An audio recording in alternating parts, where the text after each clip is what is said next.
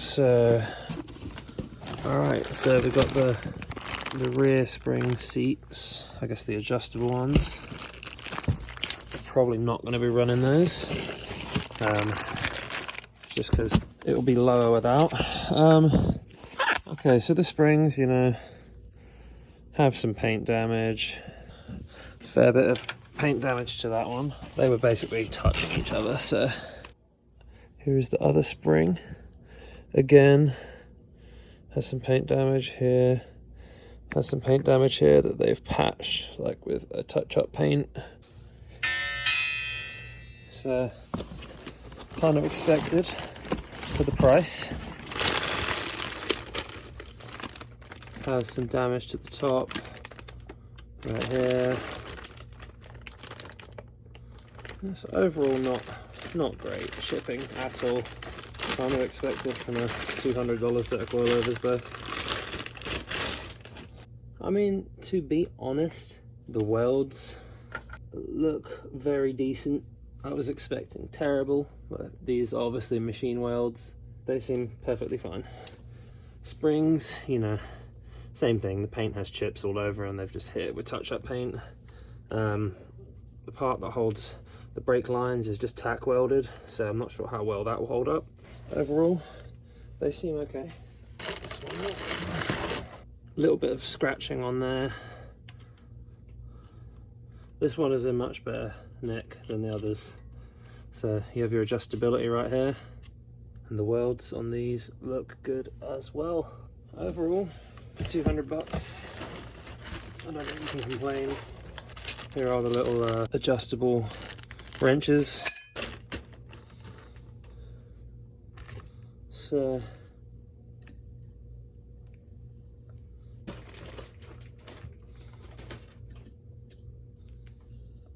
and everything seems to be good. Nothing seems to be bent. For $200, they seem to be pretty decent, not gonna lie.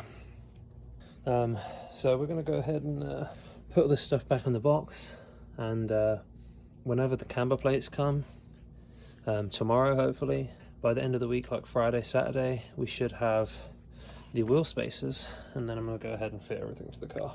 Here are the camber plates. See what they look like.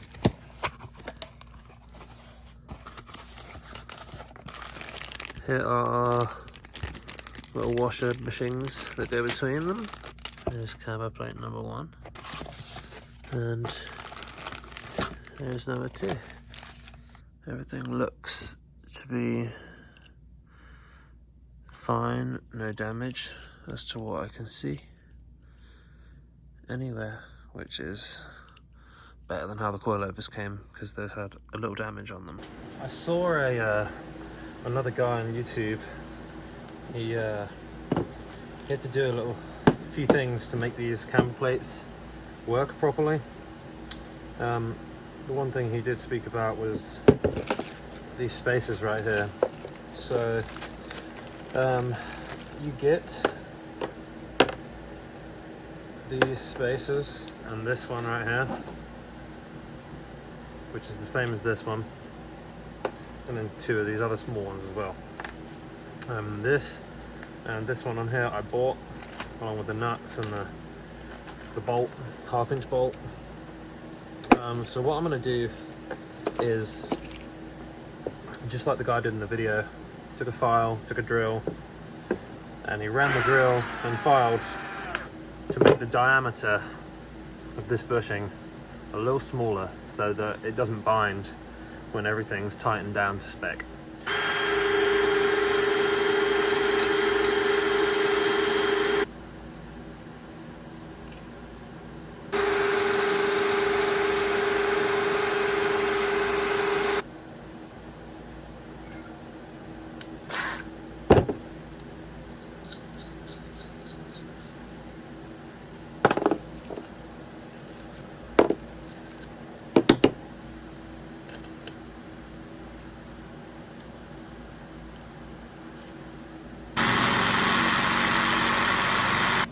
A bit diagonal, so this is what happened last time. Since I am using a Sawzall, haven't exactly got like a bandsaw or anything accurate.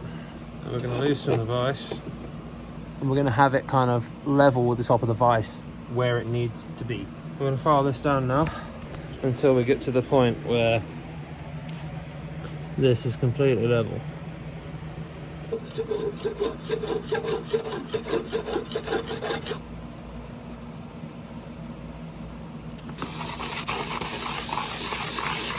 All right, so we've got the camber plates all finished. Got the bushing on both sides, barely any play, it spins freely.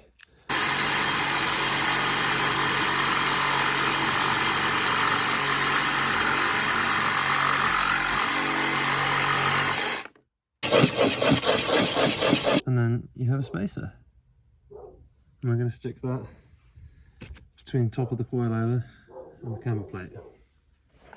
So we're going to repeat that process with this one, and we're good to go. Okay, top hat, put that there. Our top spring, our lower spring, little plastic piece on there, and we have this little boot with the stopper on it. See, this is how we adjust the height.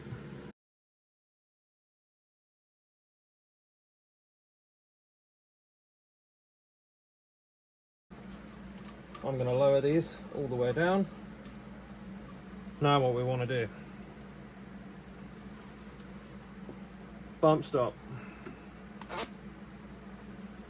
lower spring, upper spring,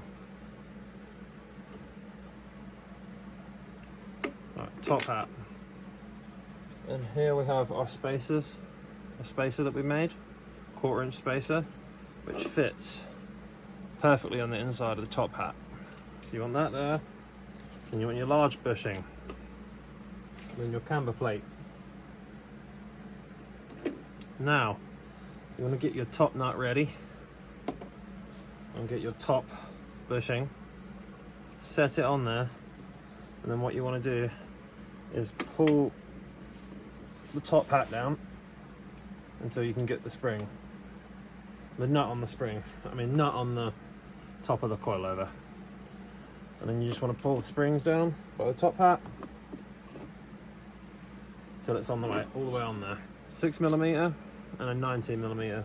I'm using a 3/4 inch because I don't have a 19 and it's close enough.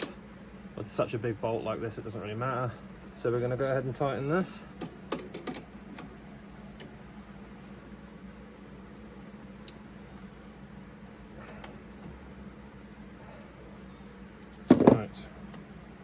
That's pretty tight.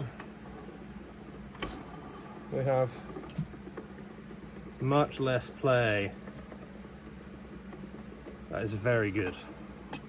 This is exactly what we want. What I'm going to go ahead and do is take these apart.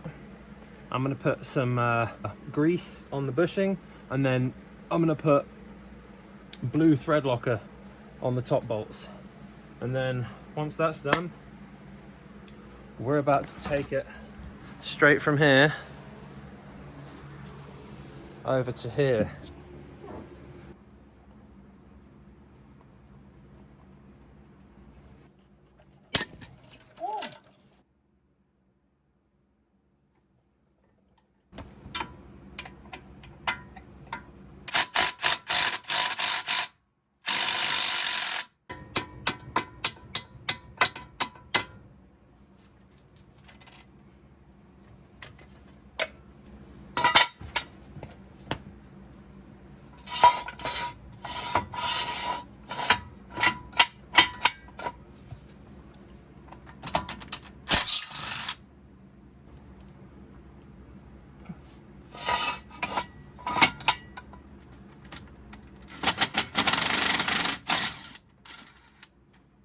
I have loosened the bolt here, and then there's two, one here, on the opposite side, exactly the same.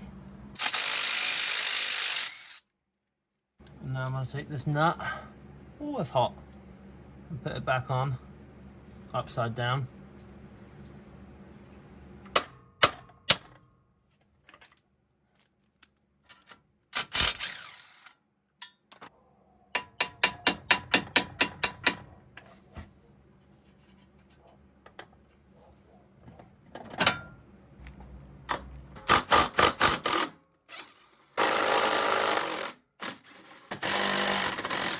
So now we just need to drop this off enough. There we go. Oh, shit. There we go.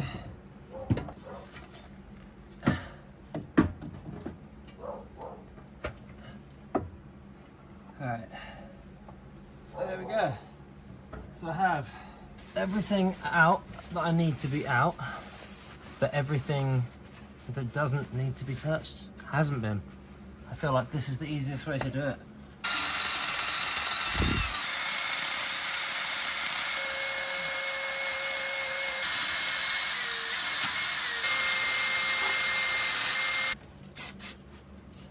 And just wipe down all these areas. The way we're going to do this, because we didn't take anything off, is we're going to feed the bottom through like this. And then once that's through, go ahead and turn this the right way up.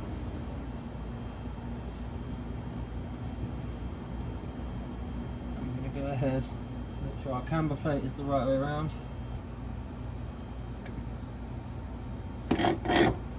Alright, so we have one camber plate through. I'm going to get a bolt on.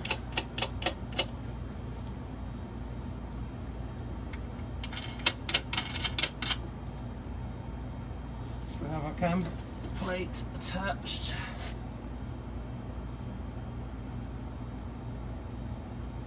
Get these lines out of the way. I think what we're going to do is get a jack. Make life easy. Okay, so I was unable to film that part because I need the jack under here and my whole body was up in the arch. There was nowhere to film from. But this is what we've got. So what I had to do was jack it right here and got this bolt through first. Once I got that through, I was able to line up the little pin in the middle and then get these two bolts. Now I'm going to tighten these down to pull the pin through into the coilover, and then I'll tighten up this top bolt afterwards.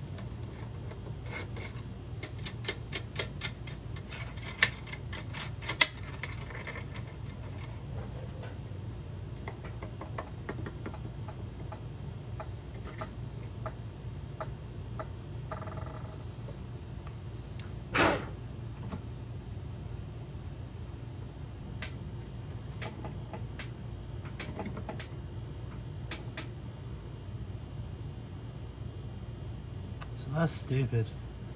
So you can't go full camber because these bolts will hit. I guess we'll see how far we can go. That's stupid.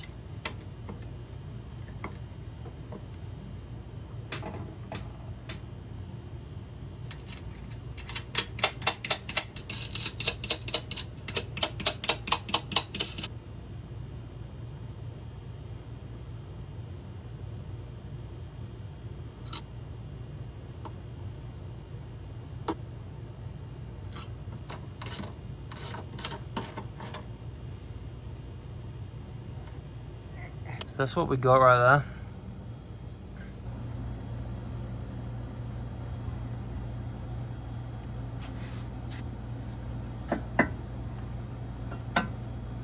Stick that in there.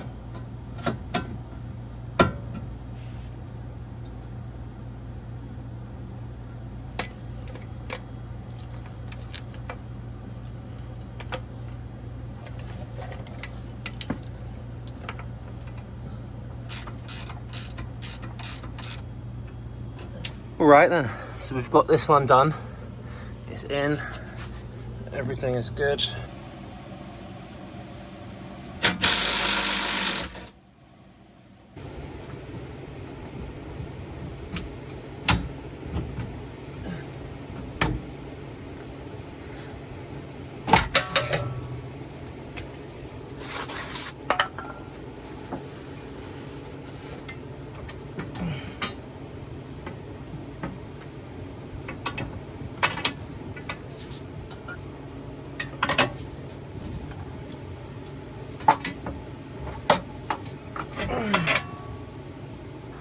So, here are the springs. We just need to get the struts installed, and then we can hook this all back up. So to remove the struts, we just need to take off these two bolts here. So just like with the front suspension, we need to compress this 5. We'll do that with both of them. Alright, so we need to take the top mount off of here.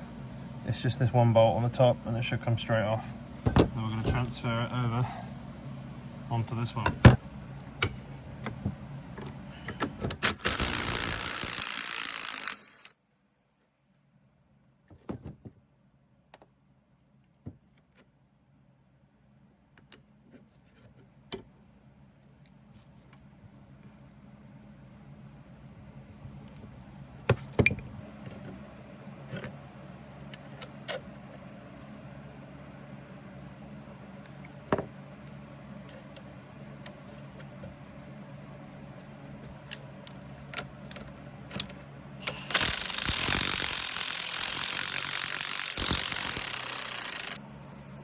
So I've placed this up in there, and I've used the old spring to balance it and hold it in place so that I can walk to the trunk and tighten down the 2 top bolts.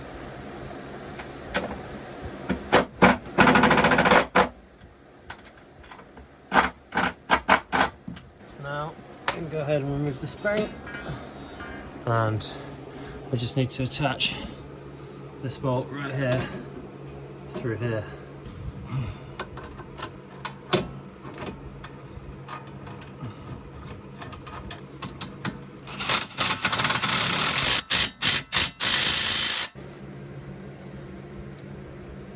Okay, so we have our suspension fully hooked up now. Alright, so we're all installed. All 4 corners. Rears are looking good. So we're going to go ahead and put the wheel spacers on.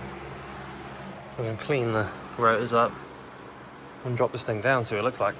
So we got some hub-centric wheel spacers, 20mm KSP performance. So anti-seize, just a nice even coating all the way around. Cool. These are hub-centric, so they should fit perfect, and they do. The anti-seize on the back of the wheel, all around here. Looks like we're lined up. So every single one of these lug nuts, what I want to do, because of the last lug nut that got stuck, so I'm going to put a little bit of anti-seize on it and just rub it around the whole edge like that before they go in.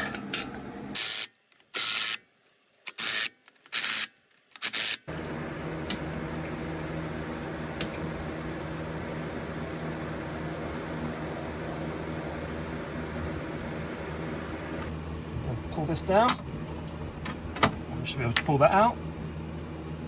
And let this go back up.